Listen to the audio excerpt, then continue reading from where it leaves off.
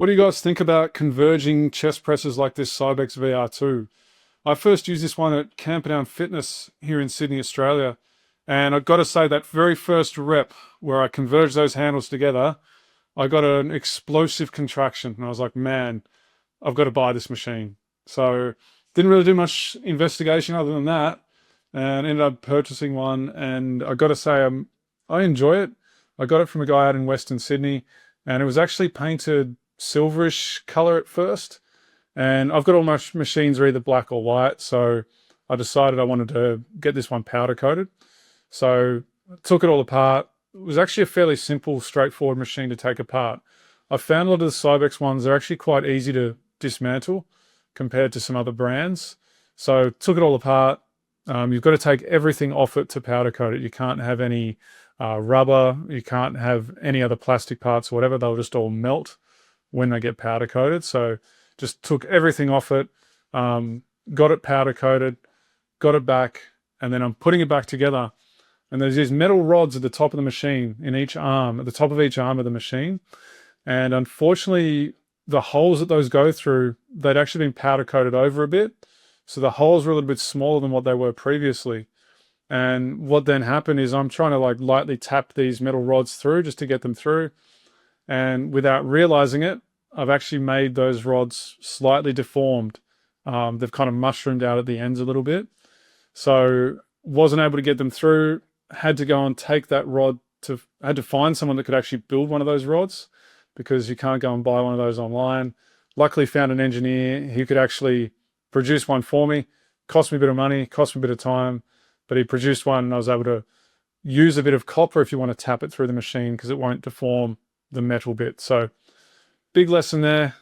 If you're watching this and you have one of these machines and you're going to take it apart, don't bang those rods. If you do, use a piece of copper. Bang it with a piece of copper because otherwise they deform and you'll end up costing yourself a lot of time and money. So big lesson I learned from that. But luckily was able to get that made and I could put the machine back together again.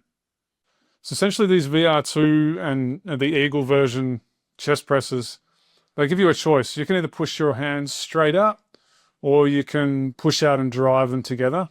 And obviously if you drive them together, you're getting the pec a little bit shorter than you would otherwise. So it's kind of a nice little value add on these machines. You can either drive together or push straight out. When you're driving together though, you're actually increasing the magnitude of resistance when you do that. So as I push out and as I bring them towards each other, it gets quite challenging there. And it's kind of a trade-off you have here. It's either, do I put more load on the weight stack? Do I load this thing up and just press straight out? Or do I drive together? One thing I've been finding really cool is I might drive my hands together for the first sort of 5 or so reps. And then as fatigue sets in, just kind of push straight out. That's kind of a cool way you can use this machine. This machine's actually got 2 cams on it. It's got a resistance cam, which is a bigger cam on the side of the resistance. And it's got an effort cam, which is the smaller one on the side of the user. Now that resistance cam, it's almost perfectly round. It's not quite round, but it's close. But round cams, they actually can modify resistance. It depends on where the axis goes through the middle of it. So this axis is not perfectly centered. And as you go through the range, that line of force from the belt, it actually gets further away from the center of that axis. And as it gets further away, we're actually increasing the resistance on the resistance side of the machine as we go through towards the end of the range. The effort cam on this one is pretty much round as well. And it's a fair bit smaller than the resistance cam, meaning that as that resistance gets passed off to the effort side, we're actually dealing with more resistance on our side as the user. One thing I have noticed with these Cybex Eagle and the VR2 chest press is the handle width is actually very wide. And so if you get someone that's smaller in there, it's going to be really wide for them.